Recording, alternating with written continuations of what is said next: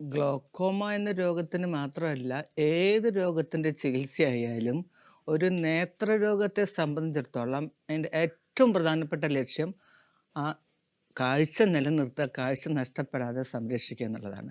Glaucoma എന്ന് പറഞ്ഞ രോഗം കാഴ്ച പൂർണ്ണമായും നഷ്ടപ്പെടാൻ സാധ്യതയുള്ള രോഗമായതുകൊണ്ട് ഈ ലക്ഷ്യത്തിന് പ്രാധാന്യം വരുന്നുണ്ട്. മറ്റ് പല ചികിത്സാ രീതികളും നിലവിലുണ്ട്. പക്ഷേ മാതേല് ഞങ്ങൾ സ്വീകരിക്കുന്നതിൻ്റെ ഏറ്റവും പ്രഥമമായ ലക്ഷ്യം ഇത് തന്നെയാണ്. ആ വ്യക്തിക്ക് കാഴ്ച നഷ്ടപ്പെടാൻ പാടില്ല. പിന്നെ രണ്ടാമത്തെ ലക്ഷ്യം എന്ന് വെച്ചാൽ, ആ മറ്റ് ചികിത്സകളും വേണമെങ്കിൽ ചെയ്യത്തക്ക രീതിയിൽ അതിലെ സ്ട്രക്ചേഴ്സിനെ നിലനിർത്തുക. അതായത് ഇംപ്ലാന്റേഷൻസ് ഉണ്ട്, അല്ലെങ്കിൽ സർജിക്കൽ പ്രൊസീജിയേഴ്സ് അവിടെ കട്ട് ചെയ്തു, അല്ലെങ്കിൽ വാൾവ് വെച്ചു, അല്ലെങ്കിൽ സ്റ്റണ്ട് വെക്കുന്നതൊക്കെ. ഇത്തരം ചികിത്സാ രീതികൾ വരുമ്പോൾ മറ്റേതെങ്കിലും രോഗം ആ കണ്ണിൽ അല്ലെങ്കിൽ ആ വ്യക്തിക്ക് നേത്രരോഗമായിട്ട് വരികയാണെങ്കിൽ ചില ചികിത്സകൾക്ക് സാങ്കേതിക തടസ്സങ്ങളോ അല്ലെങ്കിൽ ചില റെസ്ട്രിക്ഷൻസോ ഒക്കെ വരുന്നുണ്ട്.